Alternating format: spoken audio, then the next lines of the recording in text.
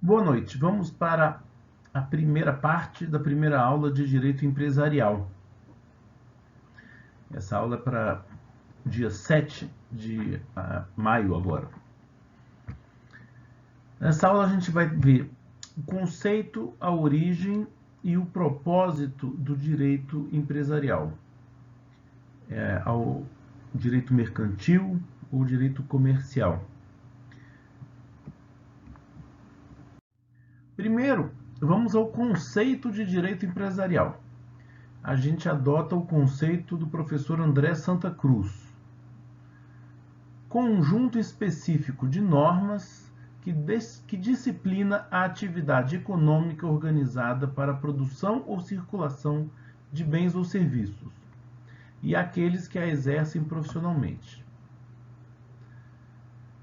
Então, conjunto específico de normas é o ordenamento jurídico, feito pelas leis específicas, pelo conjunto de leis relevantes e pelos princípios que são extraídos dessas leis. É o ordenamento jurídico, é o direito aqui positivo, é o direito objetivo. A gente fala também de lege lata. Em seguida, ele tem um alvo próprio. Esse conjunto de normas disciplina a atividade econômica. Atividades que não tenham a característica da onerosidade, mesmo que praticadas por empresas ou empresários, não está dentro do âmbito do direito empresarial. E ela é organizada para a produção ou circulação de bens. Ela, que eu digo, a atividade econômica. Então, são as normas que disciplinam a atividade econômica destinada à produção ou circulação de bens ou serviços. Essa também é a definição da empresa. E aqueles que a exercem profissionalmente, os empresários. Na nota de rodapé, o autor registra que o termo empresários ele se refere tanto às pessoas físicas quanto às pessoas jurídicas que exercem a empresa. A pessoa jurídica pode ser a própria empresa ou pode ser uma empresa que é dona de outras empresas. Então, essa é a definição de direito empresarial que a gente adota daqui para frente. Na antiguidade clássica, existia o comércio. Evidentemente, os babilônios eram reconhecidos pela capacidade comercial, pelo alcance de suas rotas. No Código de Hammurabi já havia alguma referência a regras comerciais. Porém, o direito estava submetido ao direito privado comum. No direito romano, por exemplo, não havia uma especificidade do direito comercial.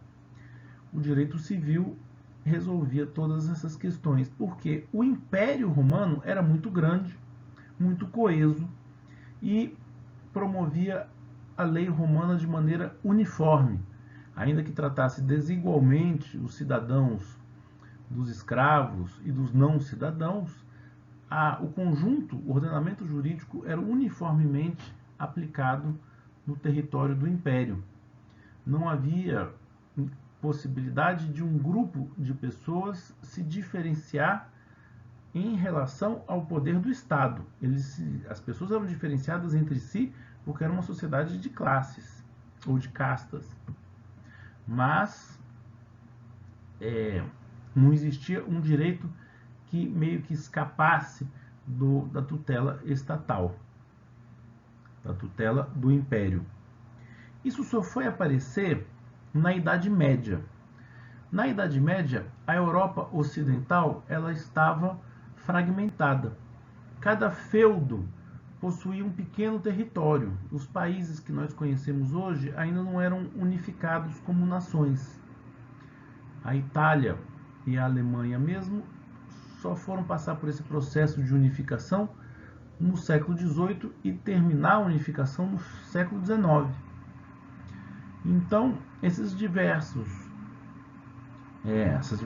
burgos, essas cidades, mesmo quando e a gente já estava na alta Idade Média, mas se caminhando para o início do Renascimento, elas não tinham capacidade de aplicar a lei fora de suas muralhas, seus territórios.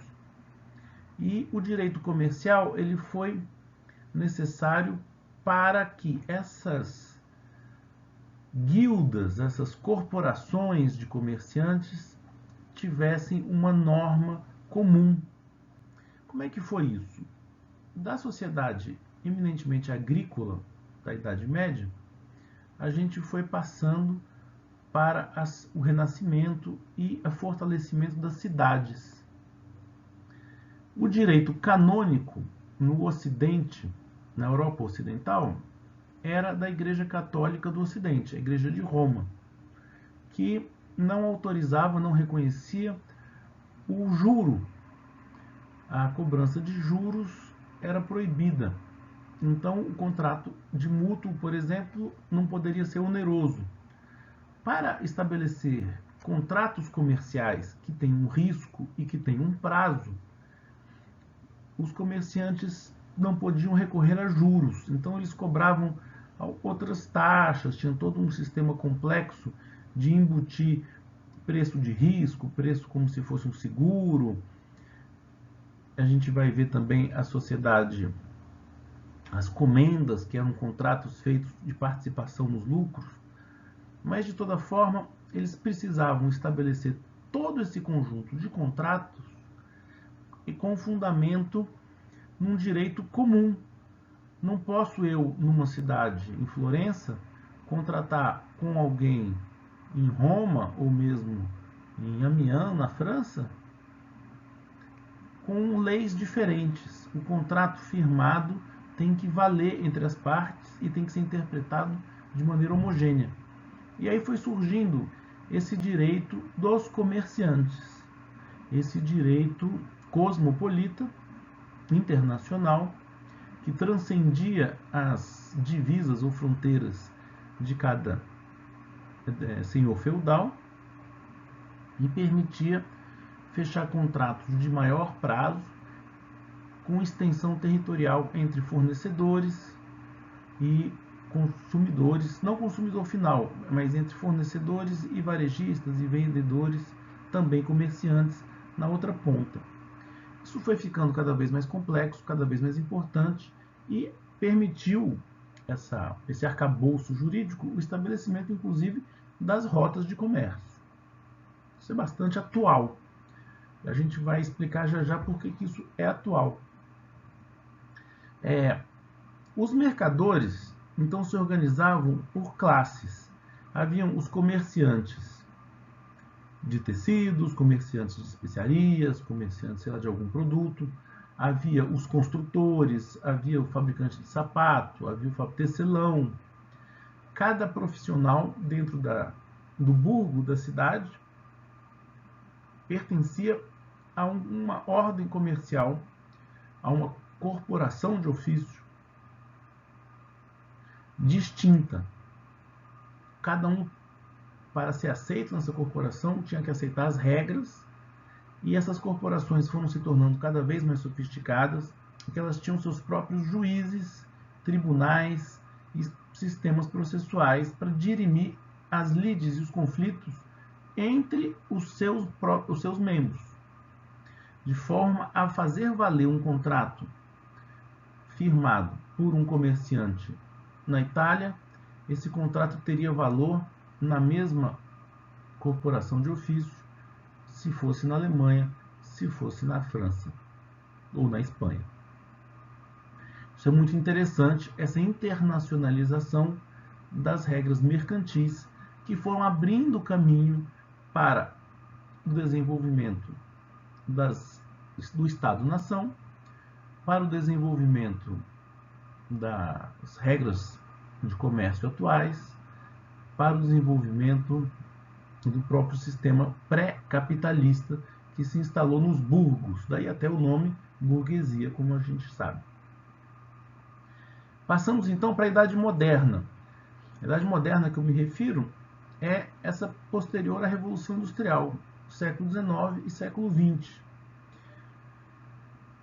No século XIX, nós começamos, no século, a redação de códigos comerciais. Napoleão fez o primeiro código comercial em 1804.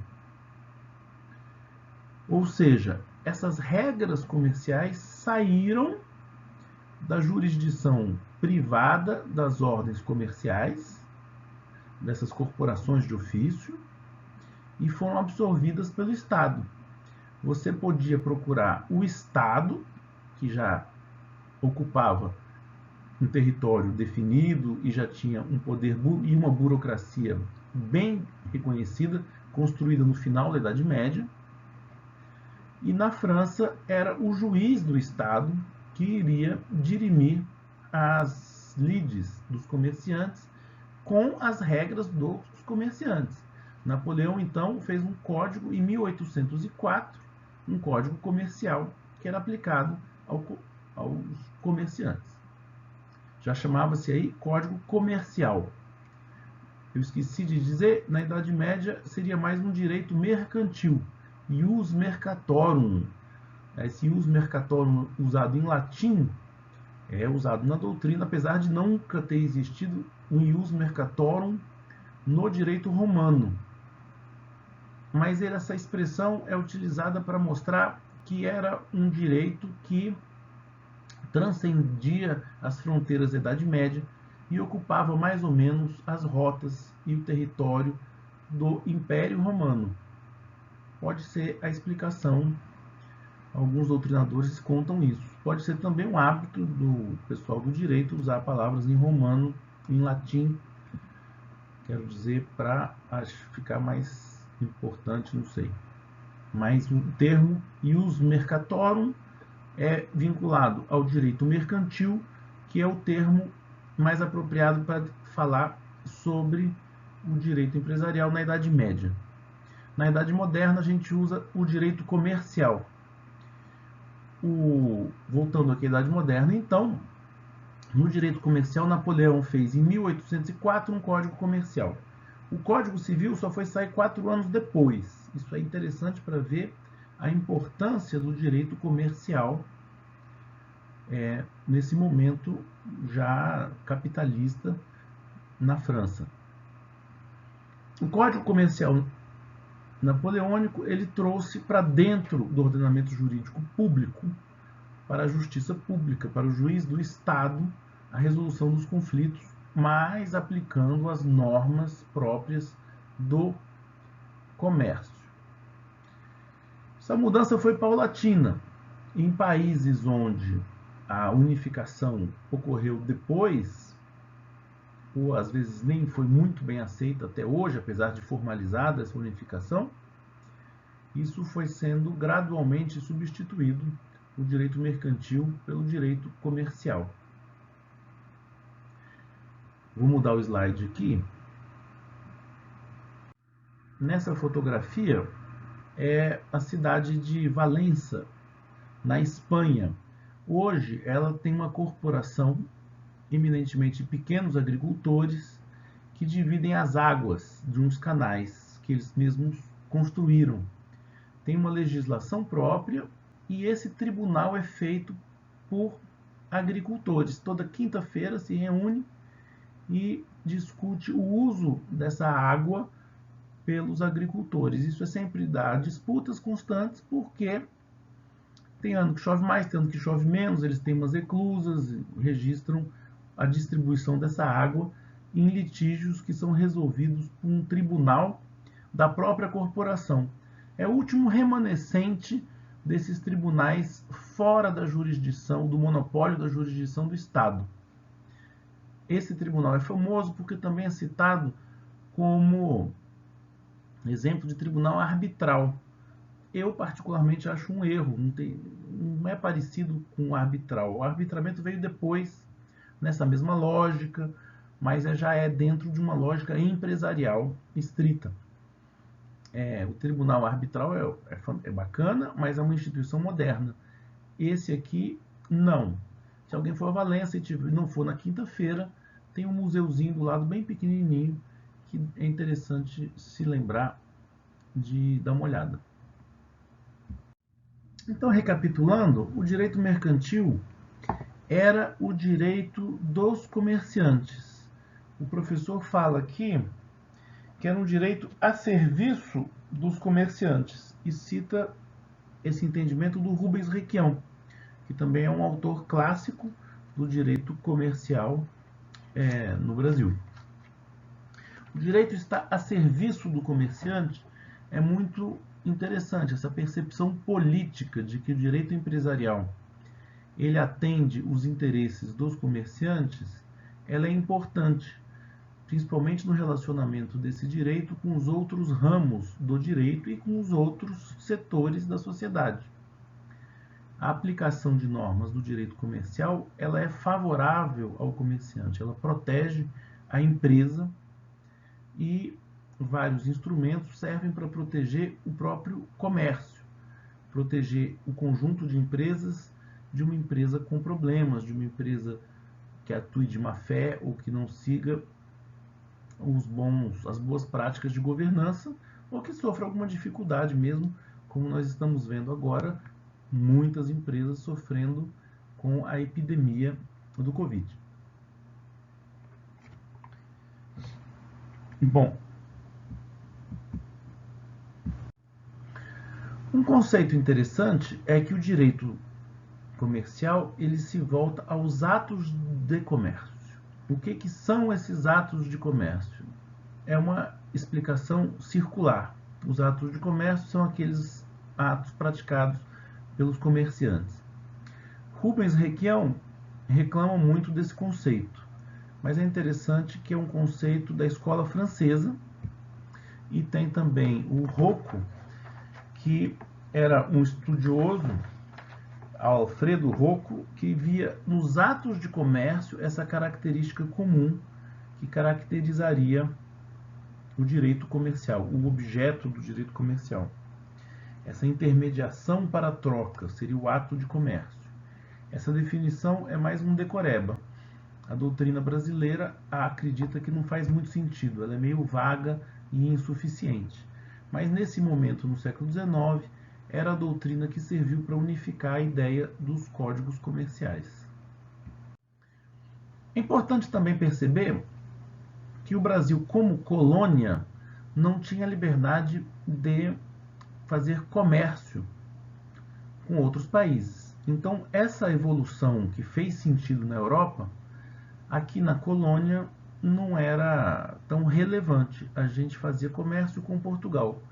Tinha que comprar tudo de Portugal, vender tudo para Portugal e, apesar de valerem as regras portuguesas, essa internacionalização e essa independência do direito mercantil não tinha muito a aplicação prática. Ele só foi ganhar relevo com a abertura dos portos, em 1808. Teve a lei de abertura dos portos, a família imperial veio para cá, e a gente começou a fazer comércio com vários países, porque a sede do Império se mudou para o Brasil. E em 1850 a gente fez o nosso Código Comercial, já nos moldes dos europeus e do napoleônico. Essa retrospectiva histórica, ela vai parando na teoria da empresa. Quando a teoria da empresa ganha força na Itália, em 1942, a gente já começa a transição para o período contemporâneo. Eu falei ali atrás que íamos chamar o período moderno do século XIX e século XX. E o contemporâneo é esse, que começa com a teoria da empresa, ali no regime fascista italiano em 1942, e vem até os dias de hoje. A teoria da empresa ela diferencia-se do direito comercial, porque nessa visão daquele momento de Mussolini, daquele ordenamento jurídico que a gente copiou bastante, né, tanto no direito penal quanto no direito civil e no direito comercial mais recentemente, a empresa ela tem uma noção mais abrangente das relações comerciais e de uma entidade voltada a esse propósito, O foco passa a ser a empresa. E nesse Código de 1942 italiano já está dentro do direito civil. É uma lei, um conjunto de normas especiais, mas incorporadas ao direito civil, igual ao nosso Código Civil de 2002, 60 anos depois. A empresa ela tem essa definição das ciências da sociologia, da administração, da história, os historiadores falam em empresa. Então o direito ele incorporou esses conceitos. A empresa é um centro de produção, um fenômeno socioeconômico que pretende representar no mundo jurídico essa entidade organizada para a produção de valor e realização de negócios. O professor aqui ele define como capital, trabalho e tecnologia e natureza. São os fatores de produção que são organizados pela empresa. Natureza é o mundo, a realidade, a absorção de bens e insumos, matéria-prima. O capital, que é o dinheiro investido, é o investimento do modelo capitalista, do modo de produção capitalista. O trabalho, que é incorporado pela empresa, que são os empregados, os colaboradores. E a tecnologia, essa visão clássica, ela sofre várias alterações, vai ficando cada vez mais complexa, e dependendo da perspectiva do coach até o historiador, nós teremos definições variadas de empresa. Esse conceito de empresa, essa instituição, essa organização, é o que move o direito empresarial. Antes do Código Civil de 2002, a gente tinha alguma referência à empresa no ordenamento jurídico. O Código do Consumidor falava em fornecedores, em contraposição ao consumidor final, e tinha teve uma lei já revogada, que tratava de empresa lato sensu. Era a Lei 4.137, de 62, que dizia que a empresa era toda organização de natureza civil ou mercantil, quer dizer, fazia essa aglutinação, toda organização de natureza civil ou mercantil, destinada à exploração por pessoa física ou jurídica de qualquer atividade com fins lucrativos. Então a gente via aí uma definição incipiente de empresa antes do nosso Código Civil. Com o novo Código Civil, a gente não fala mais em direito comercial, mas em direito empresarial. A gente também não fala mais em comerciante, mas em empresário. O comerciante passou a ser uma espécie de empresário, aquele que se dedica ao comércio. O industrial também é empresário. O agronegócio também é feito por empresários. Então, o conceito de empresa, de empresário, está aí no Código Civil, está dentro do ordenamento civil, mas ele tem um componente especial em relação aos contratos civis não comerciais. Vamos fazer um resumo disso aí. Na Idade Média, surge um direito mercantil autônomo, destinado a permitir a globalização, a internacionalização, uma coisa mais cosmopolita, o relacionamento entre comerciantes de uma mesma ordem de comércio, uma corporação de ofício. Esse direito mercantil, ele passa a atuar por si só, com juízes próprios, com ordenamento próprio, e os membros dessa corporação, os comerciantes, eles obedecem às respectivas leis de cada corporação. A partir do século XVIII, a gente tem um movimento de incorporação dessa jurisdição pelo Estado. A gente cria a teoria dos atos de comércio para justificar a aplicação do direito comercial a apenas parte dos jurisdicionados. A jurisdição é prestada pelo Estado e nós temos a criação de códigos comerciais. o fundamento aí é os atos de comércio. Como eu disse, a gente não tem uma definição muito clara, mas são os atos de natureza comercial. Mais recentemente, no Brasil, a partir do Código Civil, mas já havia uma transição da doutrina e uma compreensão até em algumas leis esparsas, a gente abandona os atos de comércio para a teoria da empresa, de um direito próprio para regular a relação das empresas entre elas e com o mercado, e às vezes, com os seus fornecedores não comerciantes e, principalmente, às vezes, com o consumidor final. O direito do consumidor não é direito comercial, não é direito empresarial. Existe uma interface entre o direito consumidor e o direito empresarial. Então, esse seria um resumão desse histórico. Essa relação entre os empresários e o Estado, ela movimenta uma disputa política. A autonomia e a força do direito empresarial, ela também decorre da autonomia e da força da empresa na sociedade, das empresas, do segmento dos empresários, da representatividade dos empresários no parlamento.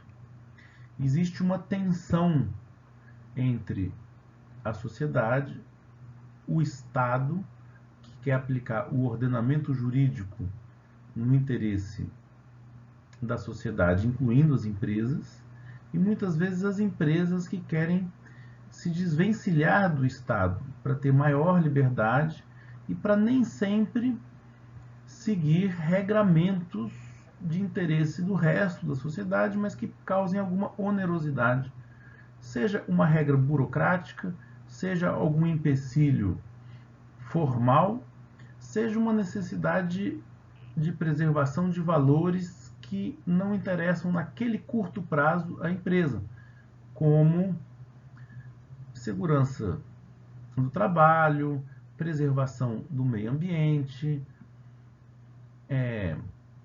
relacionamento com o consumidor, gastos com atendimento e esclarecimento das cláusulas contratuais, até mesmo a solução de litígios que muitas vezes nosso sistema permite que sejam empurradas, as despesas sejam empurradas para o contribuinte, assumindo o judiciário, ou o PROCON, ou agências reguladoras, grande parte da atividade de relacionamento da empresa com seu cliente.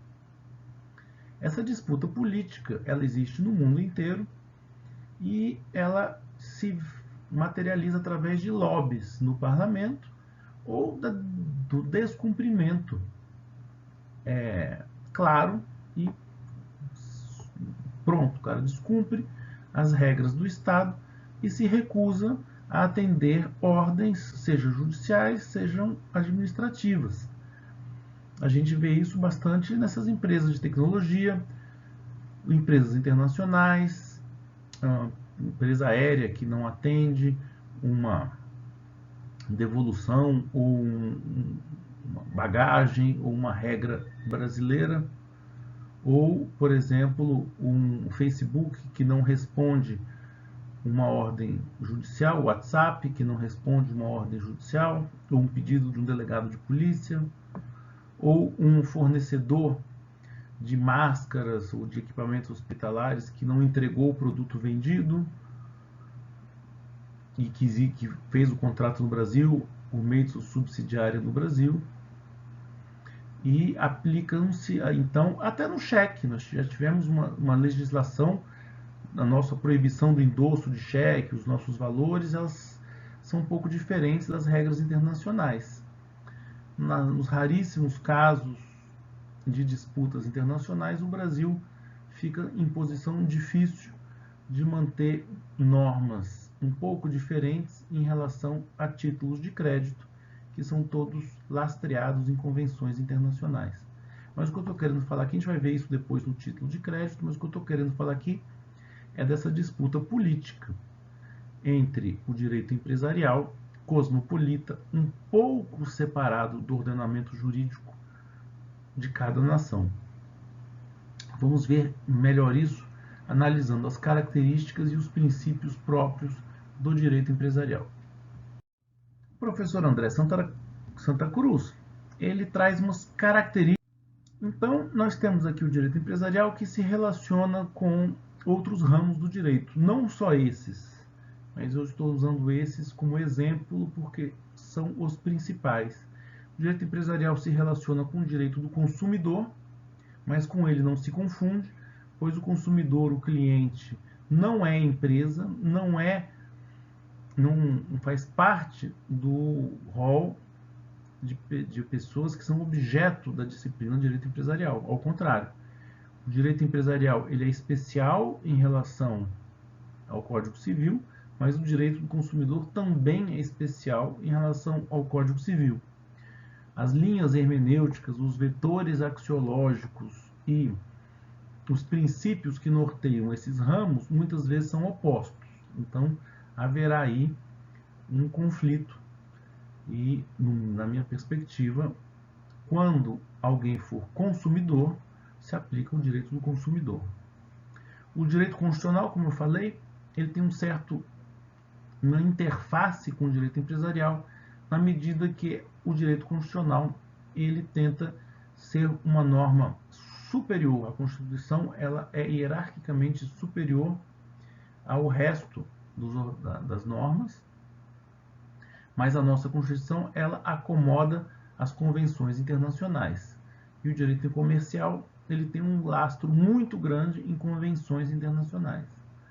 Então, alguns princípios, esses que a gente acabou de ver, do direito empresarial, eles podem entrar em conflitos aparentes ou conflitos mesmo, com o direito constitucional. Em cada caso, vai ter que ter uma exegese para resolver o conflito entre esses ramos do direito.